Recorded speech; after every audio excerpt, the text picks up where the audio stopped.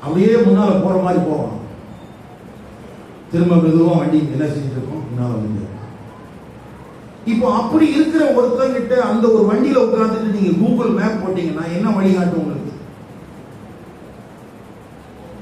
சொல்ல புரியுதா? வண்டி என்ன செய்யுது, ஸ்டார்ட் பண்ணியாச்சு, ஃபாஸ்டா மூவ் பண்ண போற மாதிரி டிரைவர் மூவ் பண்றாரு, திரும்ப அப்படியே என்ன செய்யறாரு, வர்றாரு, திரும்ப போறாரு, வர்றாரு. மேப் என்ன செய்யும்? மேப் போட்டு பார்த்துருக்கீங்களா? பார்த்துருக்கியா?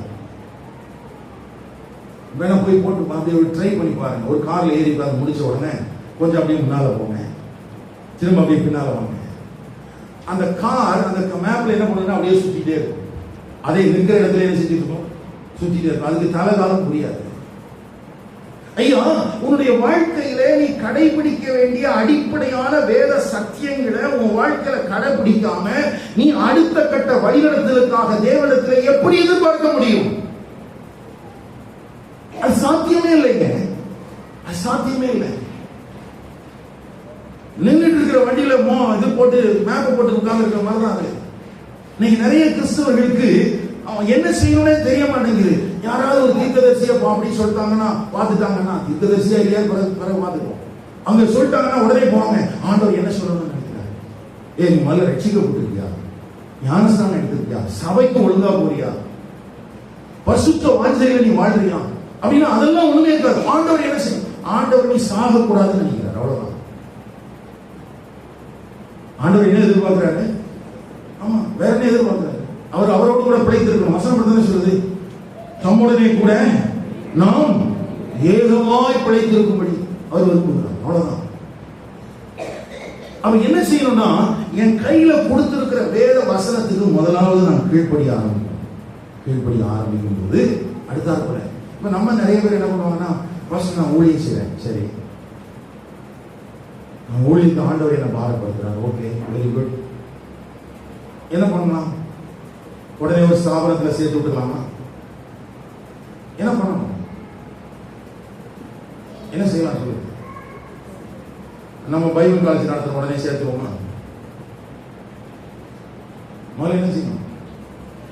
முதல்ல தினமும் காலையில் எழும்பணும், பைபிள் படிக்கணும், ஜெபம் பண்ணணும், ஆண்டவருக்கு பிரியமான விதத்துல தனிப்பட்ட வாழ்க்கையும் குடும்ப வாழ்க்கையும் அமைத்துக் கொள்ளணும்.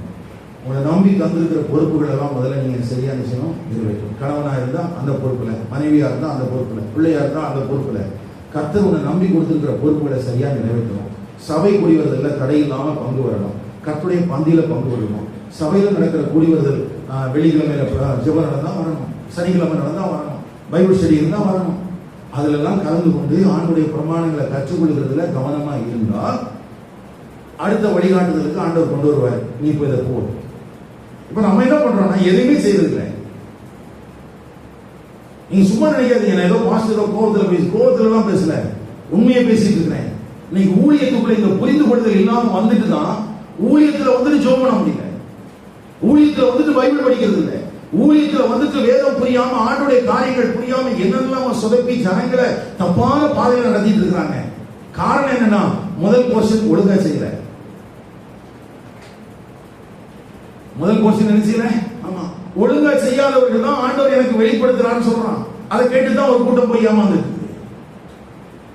கவனிங்க, முதல்ல ஆண்டவருடைய வார்த்தைக்கு கீழ்ப்படிந்து அவருடைய மெல்லிய சத்தத்தை நான் கேட்டு அதுக்கு நான் கீழ்ப்படிந்து பாவத்தின் மனுஷனுக்கு இடம் கொடுக்காம அந்த தேவன் மேல வச்சிருக்கிற அன்பை நான் வெளிப்படுத்தி அதுல நான் கவனமா இருக்கும்போது இன்னும் என்ன நடத்துறதுக்கு அவருடைய மெல்லிய சத்தம் எனக்கு வெளிப்பட்டு கொண்டே இருக்கிறது. அதையெல்லாம் நான் அவித்து போடாதவனாக இருக்க வேண்டும் என்றால் நான் எனக்கு வெளிப்படுகிற கர்த்தருடைய வார்த்தைகள்லாம் கீழ்ப்படியும். அது சின்னதோ பெருசோ அதெல்லாம் நான் கீழ்ப்படிய தான் ஆவியானவர் எனக்குள்ளே அனல் மூட்டப்பட்டு கொண்டே இருக்கிறார்கள். இன்னைக்கு ஆவியானவர் அனல் மூட்டப்படுறதுக்கு என்ன செய்யணும்? கரங்களை வேகமா தட்டுவோம். உடனே அங்க பேட் அடிக்கிறவன் 4 அடி அடிக்கிறான், கீபோர்ட் போடுறவன் 4 போர்ட் போடுறான். உடனே நினைக்கிறாங்க பரிசுத்த ஆவியானவர் அனுப்பிட்டார். எந்த ஊர்ல எழுதி இருக்கீங்க? எங்க இருக்குது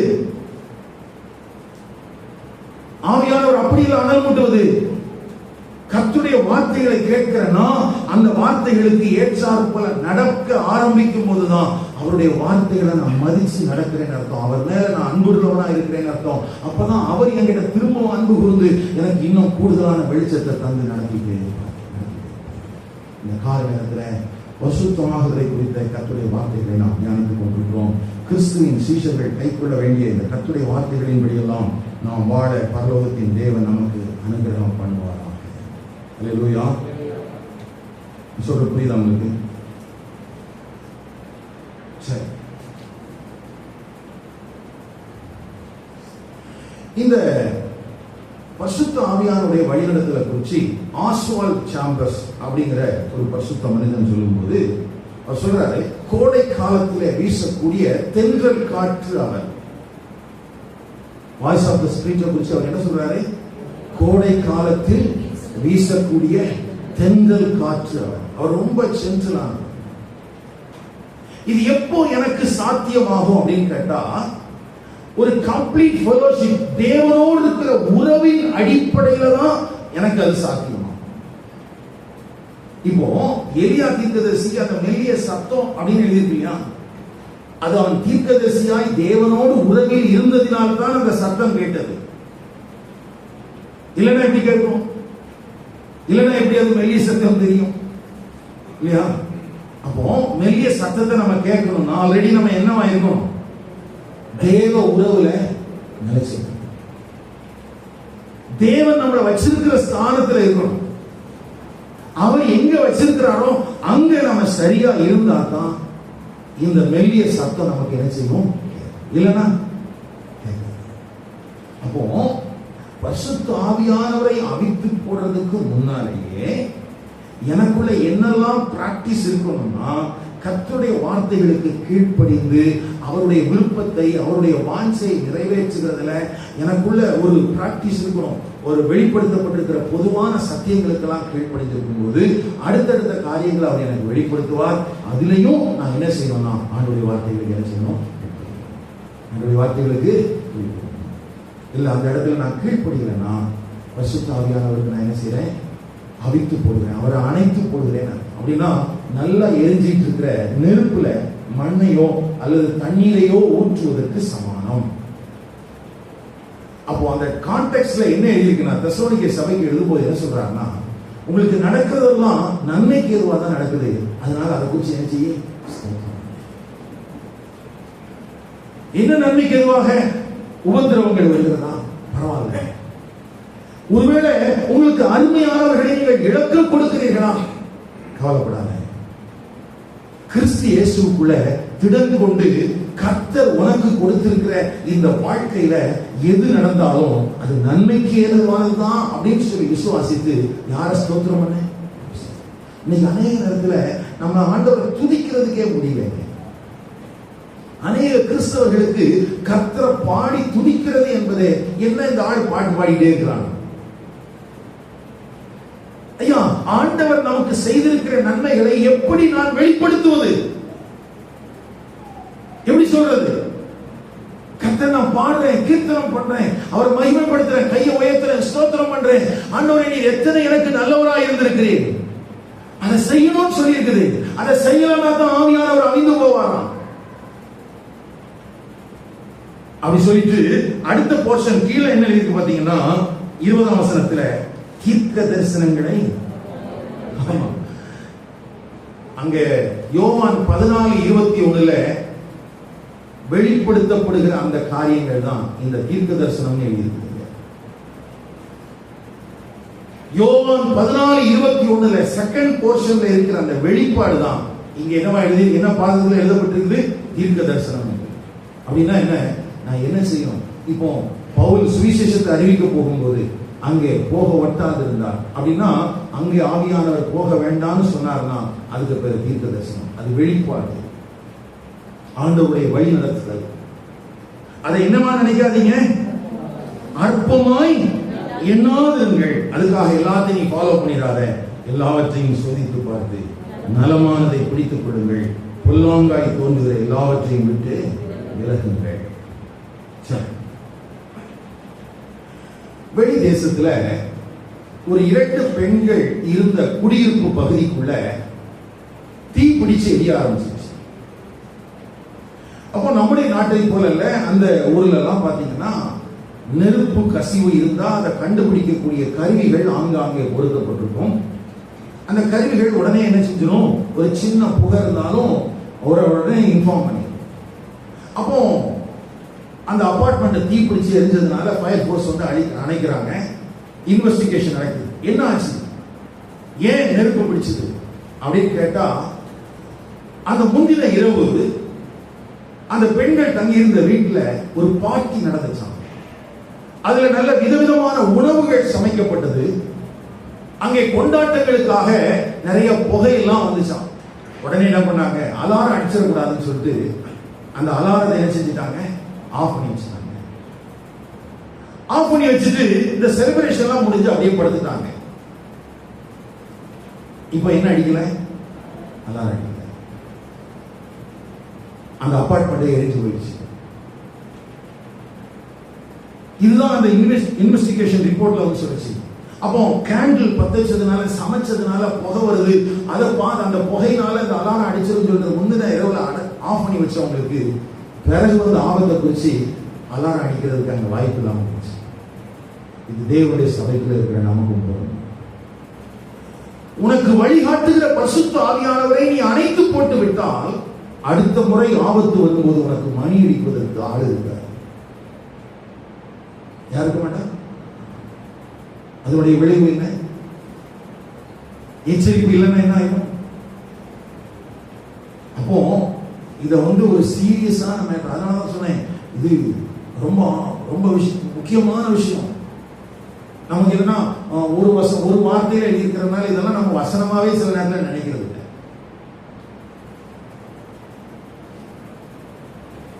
அப்போஸ்தலர் 5ஆம் அதிகாரத்துல எடுக்க வேண்டாம்.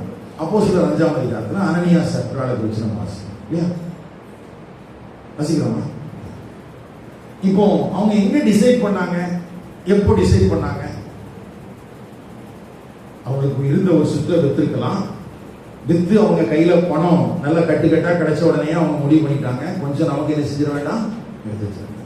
இப்போ சபையில் இருக்கிற விசுவாசி தானே, இப்போ ஆண்டவர் அவங்ககிட்ட பேசிக்க மாட்டாங்க. ஆவியானவர் சொல்லியிருப்பாரா? ஏதாவது என்ன சொல்லியிருப்பாரு? என்ன சொல்லியிருப்பாரு? இப்ப நம்ம அநேக நேரத்தில் என்ன சொல்றோம்னா, பேதுருவுக்கு முன்பதாக நிற்கும் போது அவர்கள் பரிசுத்த ஆவியினிடத்தில் பொய் சொன்னார்கள், செத்து விழுந்து விட்டார்கள் என்று சொல்கிறோம். உண்மைதான்.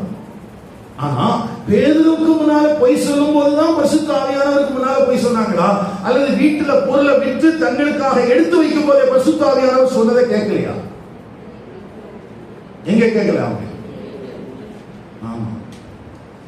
அப்போ நம்ம வாழ்க்கையில ஒண்ணு பலனாக வெளியே அனுபவிக்கிறதுக்கு முன்னாலேயே ஏற்கனவே ஆண்டவர் என்ன செஞ்சிட்டு இருக்கிறாரு, மணி அடிச்சுட்டே இருக்கிறாரு. தப்பு பண்ற. அப்போ அனனியாவுக்கும் சப்ராளுக்கும் பொருட்களை விற்று அதற்குரிய பணத்தை வீட்டுல வாங்கும் போதே அவங்களுடைய சிந்தை மாற ஆரம்பிச்சோடனே உள்ள இருக்கிற பரிசுத்த ஆவியானவர் அலாரம் அடிச்சிருப்பாரு, அனனியா நீ செய்யறது தப்பு, இதை தான் பண்ணாத. அனனியா நம்ம கூட சேர்ந்தவன் நினைக்கிறேன், அதெல்லாம் பரவாயில்ல ஆண்டவரே, நான் இவ்வளவு கொடுக்குறேன்ல அப்படின்னு அவன் என்ன செஞ்சுட்டான். வர்ற வழியிலையும் ஆண்டவர் பேசியிருப்பார். ஒருவேளை டயர் பஞ்சர் ஆச்சான்னு தெரியல, அவன் வந்து வாகனம் ஏதாவது ஆச்சான்னு தெரியல, அப்ப கூட ஆண்டவர் சொல்லியிருப்பாரு, இன்னொன்னு கெட்டு போகிறதான், உண்மையாது, பொய் சொல்லாத, ஏமாத்தாத, உன்கிட்ட நான் கண்டிப்பா கொடுங்களான்னு அவனுக்கு கேட்கல, நீ பொய் சொல்லாத அப்படின்னு சொல்லி அவன்கிட்ட என்ன செஞ்சிருப்பாரு. ஆமா, வாசல்ல வந்து செருப்பை கட்டி கொடுக்க கூட ஆண்டவர் சொல்லியிருப்பாரு, அனனியா இன்னும் கூட டைம் கெட்டு போகலடா. சேர்ல வந்து உட்கார்ந்தாச்சு, ஒவ்வொருத்தரா வந்து கொடுத்துட்டு இருக்கிறாங்க, பேசிக்கிட்ட எல்லாரும் ஆசைகளை கொண்டு வைக்கிறாங்க. அப்பவும் ஆண்டவர் சொல்றாரு, அவன்லாம் பாரு எவ்வளவு கஷ்டத்துக்கு மத்தியில தனக்குரியவைகளை எல்லாம் வச்சு கொண்டு வச்சுட்டு போறான், நீ இப்படி ஏமாத்திரியே, நான் உன்னை போஷிக்க மாட்டேனா? ஆண்டவர் சொல்லியிருப்பாரா? சொல்லியிருக்க மாட்டாரு நினைக்கிறீங்களா? இப்ப என்ன பண்ணாரு அவரு? எல்லாத்தையும் அவித்து போட்டாச்சு. இப்ப பேதுருக்கு முன்னால பிரசன்ஸ், பேதுருக்கு முன்னால கொண்டு கொடுக்குறாரு.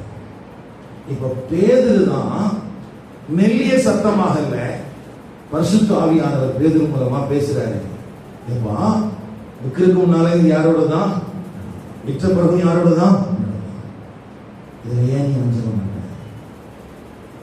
அப்போ அந்த பேதுரு தன்னுடைய வாயின் வார்த்தைகளினாலே அவருடைய பாவத்தை இடித்துரைக்கிறதற்கு முன்பதாகவே பரிசுத்த ஆவியானவர் அவர்களோடு என்ன செஞ்சுட்டு தான் இருந்தாரு? பேசிட்டு தான் இருந்தாரு. பேசிட்டு நம்மகிட்ட பேசுறாரா? உங்ககிட்ட பேசுறாரா? கவனிச்சுக்கங்க, அனனியாவுக்கும் இதே தப்பு தான் நடந்துச்சு. சொல்லும் போதும் இன்னொரு முறை சொல்லுவாரு. இதுல என்ன பிரச்சனை இருக்குன்னு அவன் நினைச்சிருப்பான். ஆனா அவனுக்கு தெரியல ஒரு நாள் திடீர்னு செத்து போவோம்னு சொல்லி. அல்லது இப்ப நான் பொய் சொல்லிட்டே போகிற சபைக்கு போகிறதா இதுதான் கடைசியான என்னுடைய யாத்திரையா இருக்க போதுன்னு சொல்லி அவனுக்கு தெரிஞ்சிருக்காது. அவன் நினைச்சிருப்பான், நான் பொய் சொல்லிட்டு ஏமாத்தி வச்சிருக்கிற வீட்டுல இருக்கிற பணத்தை வச்சு ஒரு வீடு வாங்கி ஒரு கார் வாங்கி இப்படி எல்லாம் வாழணும்னு அவனுக்குள்ள கற்பனைகள் இருந்திருக்கும். அதுக்கு சப்பீர் அவன் துணை போயிருக்கலாம். ஆவியை அவித்து போட்டவர்கள் என்ன ஆனாங்க? திருச்சபைக்கு எச்சரிப்பாக மாறி போனார்கள். இந்த காலை நேரத்தில் கர்த்தருடைய ஆவியானவர் நம்முடைய மனக்கங்களை திறப்பார்.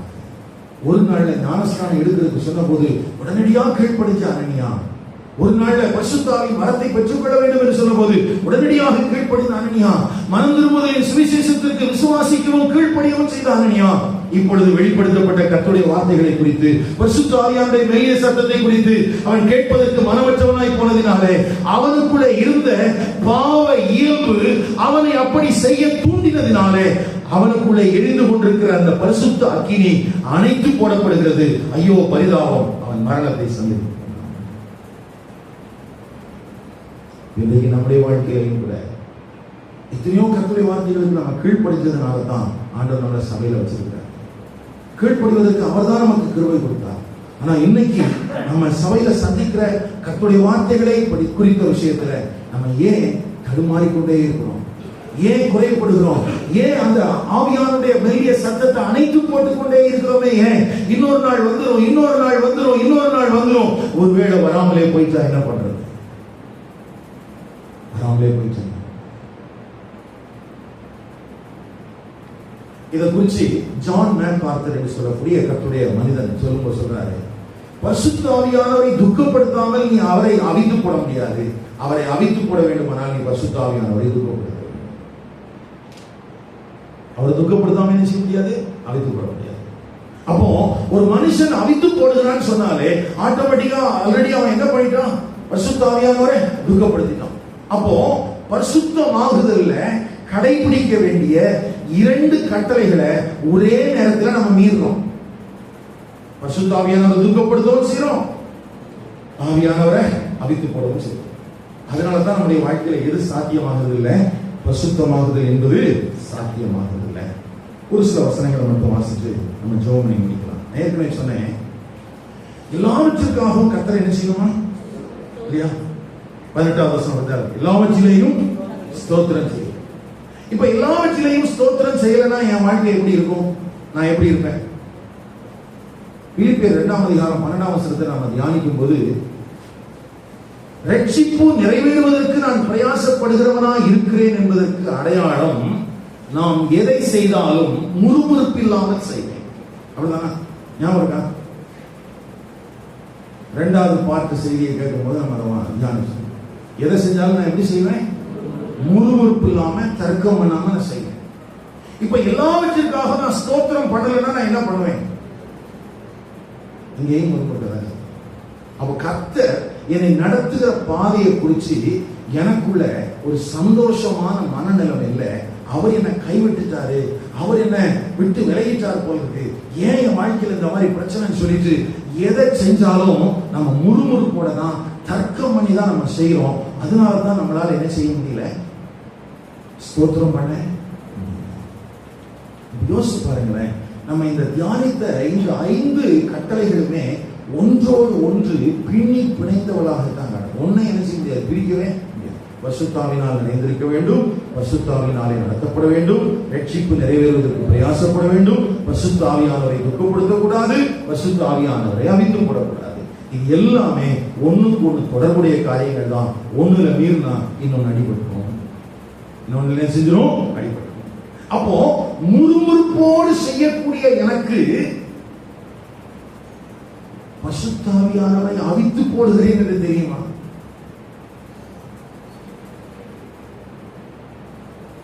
எதை செஞ்சாலும் எப்படிதான் செய்யறது சொல்லுங்க. அதாவது பைபிள் காலேஜ்ல வந்து ட்ரைனிங் ஊழியக்காரங்களுக்கு கொடுக்கும்போது எப்படிலாம் கொடுப்பாங்கன்னா, ஒன்றும் வேதத்தை கற்றுக் கொடுப்பாங்க. அது கொஞ்ச நேரம் தான் இருக்கும், ஒரு 4 மணி நேரம் தான் இருக்கும். மீதம் இருக்கிற நேரங்கள் எல்லாம் அவங்களுக்கு நிறைய வேலை கொடுப்பாங்க. சுத்தம் பண்றதுக்கு பலவிதமான வேலைகள் கொடுப்பாங்க. மற்றபடி டிவோஷன் டைம் இருக்கும். இந்த சுத்தம் பண்ற நேரம், சாப்பிடுற நேரம் ஒரு ஊழியக்காரனுடைய அல்லது ஊழியத்துக்கு ஒப்பு கொடுத்திருக்கிற தேவனுடைய பிள்ளையின் வாழ்க்கையின் மிக முக்கியமான தருணம். எது? நிறைய பேர் என்ன பண்ணுவாங்கன்னா, வசனத்தை கற்றுக்கொள்ளுகிறதுல ரொம்ப ஆர்வமா இருப்பாங்க. டிவோஷன் டைம்ல ரொம்ப சின்சியரா இருப்பாங்க. அப்படி இருக்கிற அநேகர் இந்த வேலை செய்யற நேரத்துல, சாப்பாட்டு நேரத்துல தவறிடுவாங்க. அதுல என்ன செஞ்சிருவாங்க? தவறிடுவாங்க. எப்படி தவறுவாங்க? அவங்கள்ட்ட வேலை சொன்னா அவங்க செய்யவே மாட்டாங்க. நாங்க பைபிள் படிக்க தானே வந்தோம், நாங்க வேலை செய்யறதுக்கு வரலையே மாங்க. அப்படின்னா என்ன அர்த்தம்னா, என் வாழ்க்கையில எப்பொழுதும் பாலும் தேனும் தானே ஓடணும், என் வாழ்க்கையில ஏன் பிரச்சனைகள் வருது? விசுவாசிகளா இருந்து கேட்கறது அப்படித்தானே. ஆண்டவர் என் மேல அன்பா இருந்தா என் வாழ்க்கையில எப்படிதான் இருக்கணும்? எல்லாம் பாலும் தேனுமா தான் ஓடணும். என் வாழ்க்கையில் என்ன வரக்கூடாது? குறைவுகள் வரக்கூடாது, பிரச்சனைகள் வரக்கூடாது, போராட்டங்கள் வரக்கூடாது. இப்படி ஒரு மனநிலைமை தான் இன்னைக்கு அநேக கிறிஸ்தவர்களுக்குள்ள. அப்போ இவன் வேலை செய்யும் போது பார்த்தா தெரியும், முறுமுறுத்துக்கிட்டே செய்யும். முறுமுறுத்துக்கிட்டே செய்யும். அப்போ அவங்க எல்லாம் கண்காணிக்கக்கூடிய ஒரு பொறுப்புல ஒரு 10 வருஷமா இருந்ததுனால, நான் டிவோஷன் டைம்ல இவன் எப்படி இருக்கிறான்னு பார்க்கறத காட்டிலும் வேலை செய்யும் போது எப்படி இருக்கிறான்னு பார்ப்பேன், சாப்பிடும் போது எப்படி இருக்கிறான்னு பார்ப்பேன். இந்த 2 நேரத்திலையும் பார்த்தா இவனுடைய ஆவிக்குரிய தரம் என்னன்னு என்ன செஞ்சிடும்? ஏன் அந்த ஆவிக்குரிய அந்த தரம் எங்க வெளிப்படும்? நம்முடைய வாழ்க்கையில கூட எல்லாம் நல்லா இருக்கும்போது அல்லேலூயா, கர்த்தருடைய நாமத்துக்கு மகிமை உண்டாவதாக, நமக்கு ஆர்ப்பணிக்கிறதுக்கு சந்தோஷமா இருக்கும். கொஞ்சம் பிரச்சனை வந்தா போதும், ஆண்டவருக்கு கண்ணு இருக்கா? என் வாழ்க்கையில மட்டும் தானே இவ்வளவு பிரச்சனை வருது, அவன் பாரு ஜோமனவே நினைக்கிறான், அவெல்லாம் நல்லா தான் இருக்கலாம். நான் சர்ச்சைக்கு போறேன், ஜோம் பண்றேன், காணிக்கை கொடுக்குறேன், பாஸ்டர் நேசிக்கிறேன், என்னென்னலாமோ பண்றேன், ஆனா என் வாழ்க்கையில மட்டும் பிரச்சனை வந்துட்டே இருக்குது. ஐயா, நீங்க முறுமுறுக்க உனக்குள்ளே வாசம் பண்ணுகிற பரிசுத்த ஆவியானவரை நீ அவித்துப்பட்டு கொண்டே இருக்கிறாய் என்றார். என்ன செய்யறான்னு அர்த்தம்? பரிசுத்த ஆவியானவரை அவித்து போடுறேன்னு. நமக்கு தெரியுதா? அது நாம் கம்ப்ளைண்ட் பண்ணிட்டே இருக்கிறோமே. ஏன்னா இந்த ஸ்தோத்திரம் செய்யுங்கள் அப்படிங்கறத எழுதி இருக்கிற அந்த வசனம்லாம் எங்க இருக்குன்னு பாருங்க. எபேசியர் 5ஆம் அதிகாரம் 20ஆம் வசனம். எபேசியர் 5:20. நம்முடைய கர்த்தராகிய இயேசு கிறிஸ்துவின் நாமத்தினாலே எப்பொழுதும் எல்லாவற்றையும் நல்ல கவனிங்க, அந்த வார்த்தையை குறிச்சிங்க. எப்பொழுதும் அப்படின்னா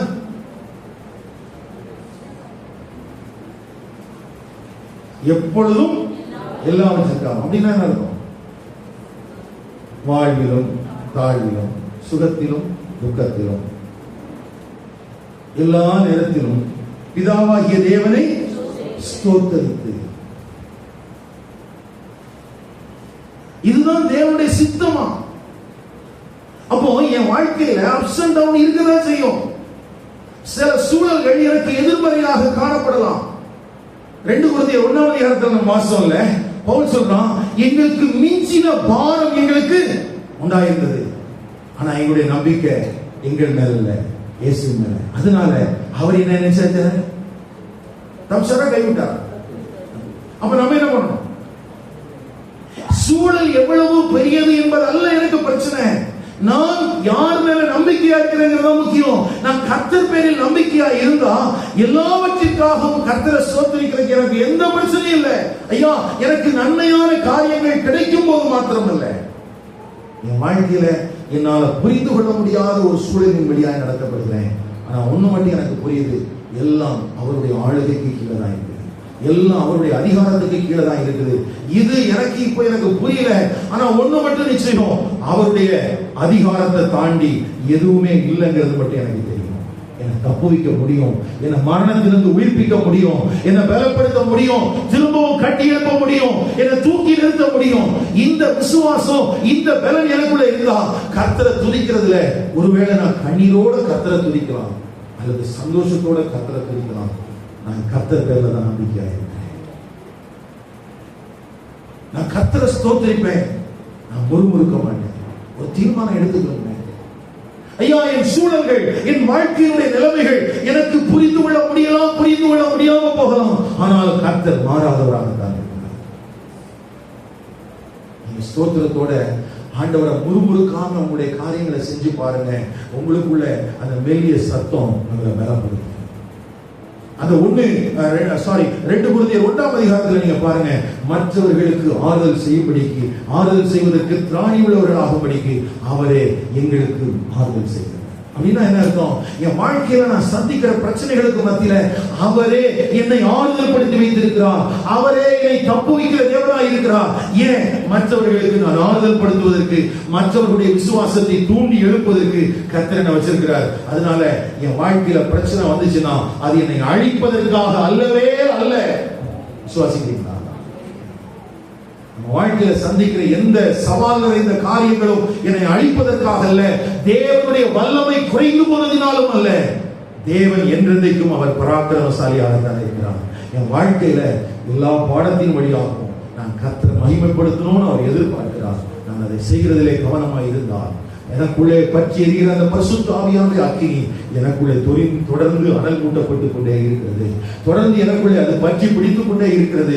எனக்குள்ளே இன்னமும் பரிசுத்த வாஞ்சையை தருகிறார், இன்னமும் பரிசுத்த விருப்பத்தை தருகிறார். நான் நடக்க வேண்டிய வழியை குறித்து அவர் போதித்துக் கொண்டே இருக்கிறார். ஒருவேளை நான் முழுவதுமே பரிசுத்த ஆவியானவர் அவித்துக் கொடுக்கிறேன். அப்போ எனக்கு வழிகாட்டுதல் கிடைக்காது, எனக்கு ஆறுதல் கிடைக்காது.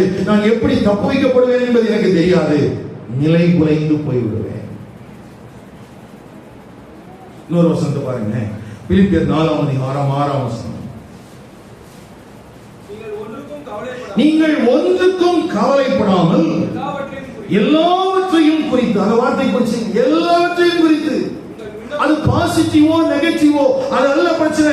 எல்லாவற்றையும் குறித்து உங்கள் விண்ணப்பங்களை ஸ்தோத்திரத்தோட, தேங்க்ஸ் கிவிங்கோட, ஜெபத்தினாலும் வேண்டுதலினாலும் யாருக்கு தெரியப்படுத்துங்க. ஐயா, நீ சந்திக்கிற சூழல் அவருக்கு தெரியுமா தெரியாதல்ல பிரச்சனை இல்ல. நீ அவருக்கு இதெல்லாம் தெரியப்படுத்தணுமா, எல்லாவற்றையும் குறித்து. எல்லாவற்றையும் குறித்து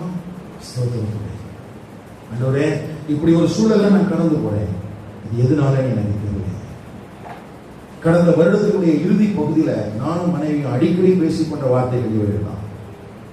இந்த சூழல் எதனாலே எனக்கு தெரியல, ஆனா ஒண்ணு மட்டும் புரியுது, ஆண்டவர் ஏதோ தன்னுடைய வேலைகளை செய்து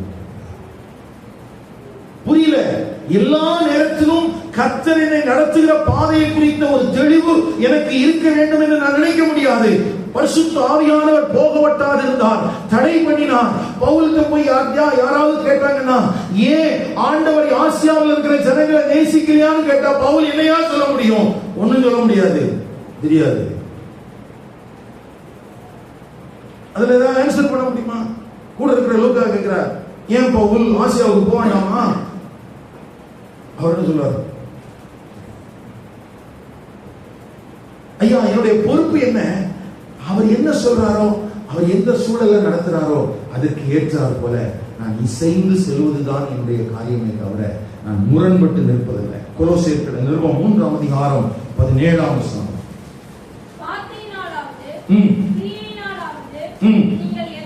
நீங்கள் எதை செய்தாலும், அந்த வார்த்தை குறிச்சுங்க, எதை செய்தாலும் அதையெல்லாம் அவர் முன்னிலையாக பிதாவாகிய தேவனை என்ன செய்யுங்க, ஸ்தோத்திரிங்க. இந்த வார்த்தையெல்லாம் நீங்க கவனிச்சு பாத்தீங்களா?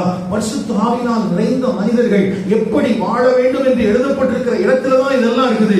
எல்லாவற்றிற்காகவும் பிதாவாகிய தேவனை ஸ்தோத்திரிங்க. இப்படி செய்வதே உங்களுடைய சித்தமா, உங்களை குறித்து தேவனுடைய சித்தமாக இருக்கிறது. அப்போ ஏன் நம்ம ஆவியானவரை அவித்து போடுகிறோம் அப்படின்னு அந்த கான்டெக்ஸ்ட் அடிப்படையில பார்த்தா, ஆண்டவர் கொடுக்கிற வாஞ்சைக்கும் விருப்பத்துக்கும் நேர் மாறான சூழல்ல நம்ம நடத்தப்படும் போது நம்ம என்ன நினைக்கிறோம்னா, ஐயோ ஒன்றும் இல்லையா, என்னாச்சு?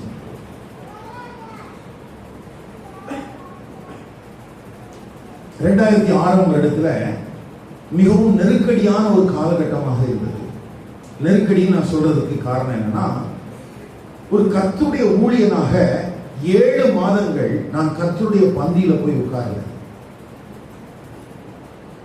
நான் இருந்த சூழல் தேவனோடு இணைந்து பயணிப்பதற்கு ஒரு பெரிய தடையா இருக்குது. சபை கூடி வருவதற்கு போவோம், பங்கெடுப்போம், அங்க எந்த ஒரு உயிரோட்டமான காரியங்களையும் நாங்கள் பெற்றுக்கொள்ளாமல் திரும்ப எம்டியா வருவோம். வீட்டுல வந்த பிறகு எங்களுக்கு அருமையான கர்த்தருடைய ஊழியக்காரருடைய செய்திகளை, குறிப்பா அகஸ்டினுடைய செய்திகளை நான் கேட்போம். அந்த வார்த்தைகளை கேட்டுதான் அந்த 7 மாதங்களை நடத்தி கொண்டிருக்கிறோம். அப்படி எங்களுடைய வாழ்க்கை ரொம்ப நெருக்கடியா இருக்கு. வெளியில நாங்க போதிக்கிறவர்கள், பிரசங்கியார்கள், ஊழியக்காரங்க, ஒரு அட்மினிஸ்ட்ரேஷன்ல இருக்கிறேன். ஆனா உள்ளான நிலைமையிலையோ அங்க இருக்கிற சூழல்ல என்னால எசைஞ்சு போக முடியல. என்ன செய்யணும்னு எனக்கு தெரியல. அந்த நேரத்துல தான் தானியத்துக்கு போவோம் வா அப்படிங்கிற ஒரு செய்தியை நானும் குடும்பமா உட்கார்ந்து கேட்டுட்டு இருக்கோம். அந்த செய்தி எனக்காகவே பிரசங்கிக்கப்பட்டது போல இருந்துச்சு. உடனடியாக 2006ல் பீகாருக்கு போறதுக்கு முடிவு பண்ணி நாங்க போனோம். அப்படி பீகாருக்கு போறதுக்கு நாங்க எடுத்த முடிவுகள் சில நல்ல முடிவு. ஆனா நாங்க போறதுக்கு எல்லாமே சாதகமா இருந்துச்சா? இல்ல. அங்க போன பிறகு எங்களுக்கு சாதகமா இருந்துச்சா? இல்ல. 2007ல் திரும்பவும் சுவற்றில் அடிக்கப்பட்ட பந்தை போல திரும்பவும் வந்துட்டோம். ஈரோட்லயே இருக்க கூடாதுன்னு நினைச்சேன். ஈரோடு பஸ் ஸ்டாண்ட்ல இருந்து ஹைதராபாத்ல எனக்கு ஒரு ஊழியம் இருக்கிறதுன்னு சொன்னாங்க. ஹைதராபாத் போறதுக்காக நின்றுட்டு இருக்கிறேன். ராத்திரி 11 மணி போன் வருது, நீங்க வர வேண்டாம்னு சொல்றாங்க. ஐயா, ஊழியத்துக்கு ஒப்பு கொடுத்துட்டேன். பீகாருக்கு போனா அங்கேயும் வேண்டாம், ஹைதராபாத்துக்கு போறேன்னா அங்கேயும் வேண்டாம். 11:30 மணி ரயில்வே அந்த பஸ் ஸ்டாண்ட்ல, ஈரோடு பஸ் ஸ்டாண்ட்ல நின்றுட்டு இருக்கேன். என்ன செய்யறதுன்னு தெரியல. எங்க வீட்டுல இருக்கிறவங்க எல்லாம், நீ ஊழியம் செய்தது போதும், வேலை ஏதாவது கிடைச்சத பாரு அப்படின்னா. ஏன்னா இப்ப நான் தனியா இல்ல, மனைவி 2 பிள்ளைகள் ஆச்சு. அந்த சூழல்ல என்னுடைய ஷீனாவுக்கு பால் டப்பா வாங்குறதுக்கு காசு இல்லைங்க. ஊழியத்துக்கு ஒப்பு கொடுத்துட்டேன். ஆனா எனக்குள்ள இருந்த நம்பிக்கை, எனக்குள்ள இருந்த விசுவாசம் அசைக்கப்படவே இல்லை. சூழல்கள் எல்லாம் எதிர்மறையா இருந்தாலும் ஒரு தேவனுடைய சமாதானம் என்னுடைய உள்ளத்தில் இருந்துச்சு. எத்தனை நிந்தனையான வார்த்தைகள், எத்தனை அசிங்கமா பேச முடியுமோ அத்தனை வார்த்தைகளையும் அந்த நாட்களில் நான் கேட்கிறேன். பேசுறவங்க எல்லாம் ஊழியக்காரங்க தான், பேசுறவங்க எல்லாம் கிறிஸ்தவங்க தான். ஆனா இதுவும் எங்களை அசைக்கல. அடுத்த நாள் காலையில ஈரோட்ல திரும்பவும் அதே இடத்துல ஊழியத்துல போய் நான் ஜாயின் பண்ணேன். ஜாயின் பண்றதுக்கு முன்னால அந்த பஸ் ஸ்டாண்ட்ல இருக்கும்போது ஆண்டோடைய சத்தம் கேட்டுச்சு, நீ நாச்சியார் அண்டைக்கு போய் அழகி. யோசிச்சு பாருங்க, பீகாருக்கு போனேன், என்ன ஆண்டவர் அங்க இருக்கிறதுக்கான சூழல் இல்லை. வேற எங்கேயாவது போயிடலாம்னு சொல்றேன், இல்ல. திரும்பவும் போய் நாச்சியார் அண்டைக்கு அழகி இருக்கிற சத்தத்தை பஸ் ஸ்டாண்ட்ல கேட்டுச்சு. அடுத்த நாள் காலையில் அங்க போனேன். அங்கதான் திரும்பவும் இருந்தேன் 2011. ஐயா, எந்த சூழல்களும் எனக்குள்ளே கசப்பையோ வெறுப்பையோ முறுமுறுப்பையோ கொண்டு வந்து விட்டால் நான் என்ன செய்ய வேண்டும் என்கிற வழிநடத்தலை நான் தேவனிடத்திலிருந்து பெற முடியாது. அதுக்குதான் அந்த பிரஷர், அதுக்குதான் அந்த அக்கினி ஆஸ்திரங்கள் அவிந்து போகத்தக்கதாக நான் செய்ய வேண்டிய காரியங்கள் என்ன? அப்போ என்னுடைய வாழ்க்கையில நான் நடக்க வேண்டிய பாதையில நடக்க கூடாதபடிக்கு என்னை தடுமாறப்படுவதற்கு அவன் வஞ்சகமான காரியங்களை என் மேல எரிஞ்சிட்டே இருக்கிறான். அந்த விசுவாசம் என்னும் கேடகத்தினால அதை அணைச்சிட்டு பரிசுத்தாவியானவர் எனக்கு கொடுத்திருக்கிற தீபத்துக்கு நான் இணைந்து போவேனானா என்னை நடத்துறதுக்கு நல்ல தெய்வம் இன்னைக்கு இருக்கிறார். இன்னைக்கு நான் உங்களுக்கு பிரசங்கிக்கிறேன். ஆனா இன்னைக்கு அந்த பிரசங்கம், இந்த பிரசங்கம் எனக்கு அன்னைக்கு யாரும் பிரசங்கம் பண்ணல. ஆனா லைஃப்ல ஆண்டோடைய கிருபையினால அந்த சத்தத்தை கேட்டு நடக்கிறதுக்கு ஆண்டவர் பலன் தந்தார். அப்படித்தான் இந்த ஈரோடு பட்டணத்துல ஊழியம் செய்யறதுக்கு முடிவெடுத்து 2007ல் திரும்பவும் நாங்க வந்தேன். ஆனா 2014-15 வரைக்குமே ஈரோடு எனக்கு பிடிக்கவே முடியாது. எப்படா இங்கிருந்து கிளம்பலான்னு இருக்கும். திரும்பவும் என்னை சந்தித்தார். திரும்பவும் என்னை தேற்றினார். ஏன்னா அந்த சந்தித்த சூழலும் நிற்கதியாக விடப்பட்டிருந்த சூழல், எனக்குள்ள ஏற்றப்பட்டிருந்த தீபம் அணைந்து விடக்கூடிய அளவுக்கு எல்லா பக்கத்திலிருந்தும் எனக்கு நெருக்கங்கள். நான் சொன்னேன், ஆண்டவரே நான் வேண்டாம்னு சொன்னேன், என்னை விட்டுருங்க, நான் போறேன். அவ்வளவு நெருக்கமான சூழல்ல நான் திரும்பவும் இந்த ஈரோடு மாவட்டத்தை நேசிப்பதற்கு பரிசுத்த ஆவியானவர் எனக்கு துணை செய்தார். இன்னைக்கு நான் நேசிக்கிறேன், இன்னைக்கு முழு மனதோட நான் நேசிக்கிறேன். ஆனா அந்த நேசம் எனக்குள்ள வந்ததுக்கு காரணம் எளிதான பாதையின் வழியாக இல்லை, எல்லாமே சாதகமான சூழலின் வழியாக இல்லை. என்ன சொல்ல வர்றேன், உங்க வாழ்க்கையில கர்த்தர் உங்களை நடத்துகிற பாதையில எல்லாமே சாதகமா இருக்கணும்னு அவசியம் இல்லை. நீங்க சந்திக்கிற எல்லா சூழல்களுக்கு மத்தியிலையும் ஒன்றை மட்டும் உறுதியாக பிடித்துக் கொள்ளுங்க, உங்களை அழைத்திருக்கிற தேவன் உங்களோடு அழைத்திருக்கிற தேவன் அவர் மாறாதவராக இருக்கிறார். அவர் பொய் சொல்கிறவர் அல்ல, மனம் மாறுகிறவர் அல்ல, அவர் சொல்லியும் செய்யாதிருக்கிறவர் அல்ல. உறுதியாக அவரை பிடித்துக் கொள்ளுங்கள். அந்த பேசிக்கான ட்ரூத்ல நீ கடைசி வரைக்கும் நிலைச்சிடல, தொடர்ந்து அந்த இருதயத்தினுடைய தீபம் உனக்கு ஏற்றப்பட்டுக் கொண்டே தான் இருக்கும். அந்த வழிகாட்டுதல் உனக்கு கிடைத்துக் கொண்டே தான் இருக்கும். அவரை நீ துக்கப்படுத்திடாத, அவர் அவித்து போற்றாத. இன்னைக்கும் அவருடைய கர்த்தருடைய வார்த்தை உனக்கு வெளிப்படும் போது அந்த வார்த்தைக்கு நீ கீழ்ப்படி, அவரோடு இசைந்து செயல்படு, முறுமுறுக்காத. என் வாழ்க்கையில ஏன் இப்படி வந்துச்சு இல்லையா? நான் கடந்து வந்த பாதையில இருந்துதான் இன்னைக்கு நான் கர்த்தருடைய காரியங்களை கற்றுக்கொடுத்தேன். எனக்கு ரொம்ப பிடித்தமான வசனம் எஸ்ரா எழுதின வார்த்தை, நான் உபத்திரவப்பட்டது நல்லது, அதனால் உங்களுடைய பிரமாணங்களை கற்றுக்கொள்கிறேன். ஒரு வேத போதகனுடைய கீழே இருந்து நான் கற்றுட்டு வரலைங்க, என் வாழ்க்கையில நான் கற்றுக்கொண்ட பாடம் அது. ஒவ்வொரு சூழலிலையும் கர்த்தர் தம்முடைய திருவார்த்தைகளின் படி என்னை நடத்தி வந்த காரியங்கள் தான் இன்னைக்கு ஒரு ஊழியனாகவும் ஒரு போதகனாகவும் பிரசங்கியாகவும் என்னை நிறுத்தி வைத்திருக்கிறது. அதனால உங்ககிட்ட தைரியமா சொல்றேன், சோர்ந்து போகாதீங்க, சூழலை கண்டுட்டு முழுமுழுக்காதீங்க, கர்த்தரை ஸ்தோத்திரம் பண்ணுங்க. சூழல்களை நான் புரிந்து கொண்டாலும் சரி, புரியாமல் போனாலும் சரி, எனக்கு மேல ஆளுகை செய்கிற ஒரு பரிசுத்தமுள்ள தேவன் இருக்கிறார். அவர் பராக்கிரமங்களின் தேவன். அப்படின்னா என்ன, நான் எதை செஞ்சாலும் என்ன செய்யணும், கர்த்தரை ஸ்தோத்திரம் பண்ணணும். எதை செஞ்சாலும் கர்த்தரை ஸ்தோத்திரம் பண்ணணும். அந்த நேரத்திலேயும் எனக்கு வெளிப்படுகிற தீர்க்க தரிசனமான வசனங்களை அற்பமா எண்ணாதிருங்கள். நான் சொன்னேன் இல்லையா, பஸ் ஸ்டாண்ட்ல இருக்கும் போதுதான் நாச்சியார் அண்டைக்கு போய் அடங்கியிருந்தேன். நான் பைபிளை பார்த்த அந்த ஆதியாமத்தில் அந்த போர்ஷன்ல நான் படிக்கல. ஆகாருக்கும் எனக்கு என்னையா சம்பந்தம், நான் எதுவும் கேட்கல. ரொம்ப கஷ்டமா இருந்துச்சு எனக்கு. திரும்பவும் அங்கேயா எல்லாரும் சொன்னாங்க, இவன் ஸ்தாபனங்களை ஏமாத்துறதுக்காக நடிச்சிட்டு இருக்கிறான். சொன்னவங்களும் இந்த ஊர்ல தான் இருக்கிறாங்க, கேட்ட நானும் இங்க தான் இருக்கேன். காலங்கள் மாறிவிட்டது, ஆனால் சொன்ன வார்த்தையின்படி கர்த்தரை நான் நடத்தினேன். போய் சொன்னா கொஞ்ச காலம் இருந்தேன், திரும்பி வான்னு சொன்னாரு, வந்தேன். கர்த்தர் தந்த ஒரு ஊழியத்துல இன்னைக்கு வரைக்கும் நிலைச்சிருக்கிறது ஆண்டவர் கிருபை செய்திருக்கிறார். இதுல பிரச்சனை இல்லையா இருக்குது. அதான் சொன்னேன், போன மாதத்தினுடைய இறுதி பகுதியில கூட நான் சொன்னேன், அப்பா எதையுமே யோசிக்காது, எதையுமே யோசிக்காது, எல்லாவற்றுக்கும் மேல ஒருத்தர் இருக்கிறார். அவருடைய ஆளுகைக்கு கீழே தான் நான் இருக்கிறேன். என்ன ஒப்பு கொடுத்திருக்கிறேன், அவருக்கு என்னை அர்ப்பணித்திருக்கிறேன். அவருடைய பார்வைக்கு தெரியாம என் வாழ்க்கையில் ஒன்றும் நடக்காது.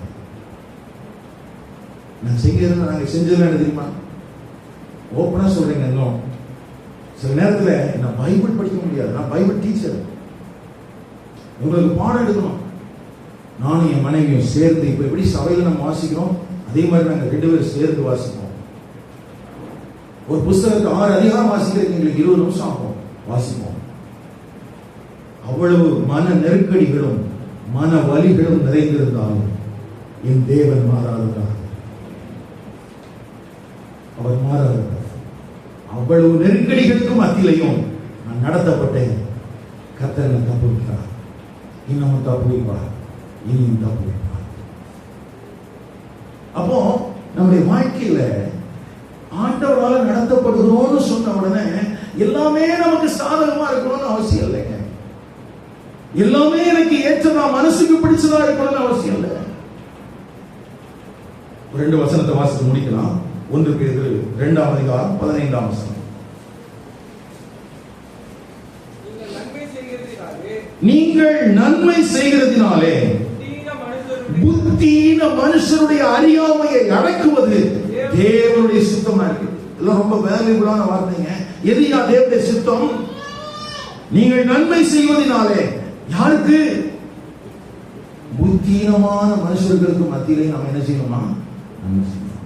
இன்னொரு வார்த்தை வாசிக்கலாம். அதே 1 பேதுரு 4ஆம் அதிகாரம் 2ஆம் வசனம். அது கொஞ்சம் நமக்கு தமிழ் பைபிள் அவ்வளவு நல்லா இருந்த மாதிரி தெரியல. கொஞ்சம் NLT-ல யாரையாவது வாசிப்பீங்களா? 1 பேதுரு 4:2.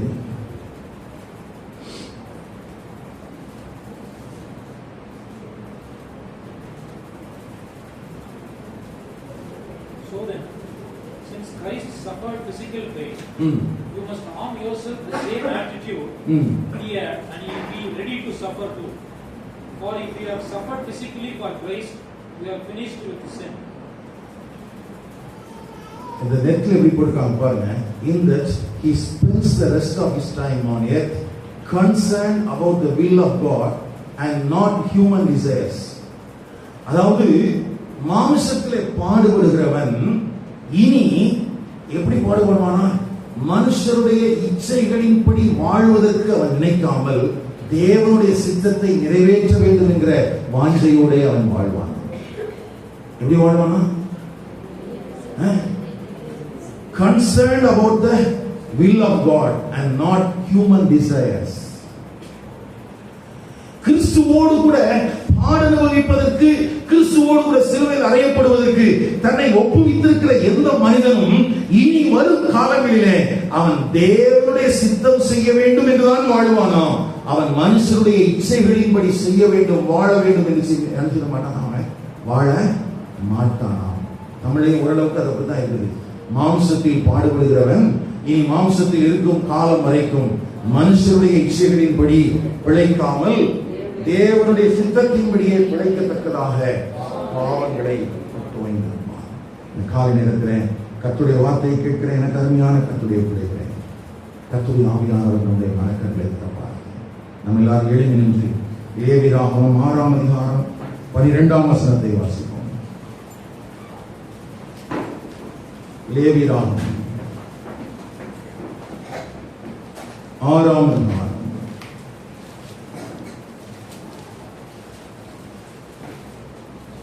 12ஆம் 13ஆம் வசனம். இல்ல, எல்லாரும் சேர்ந்து வாசிக்கலாம். பலிபீடத்தின் மேல் இருக்கிற அக்கினி அவியாமல் எரிந்து கொண்டிருக்க வேண்டும்.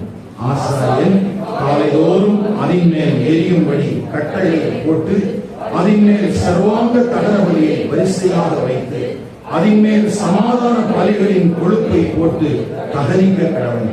பலிபீடத்தின் மேல் அக்கினி எப்பொழுதும் எரிந்து கொண்டிருக்க வேண்டும். அது ஒருபோதும் அவிந்து போகலாகாது.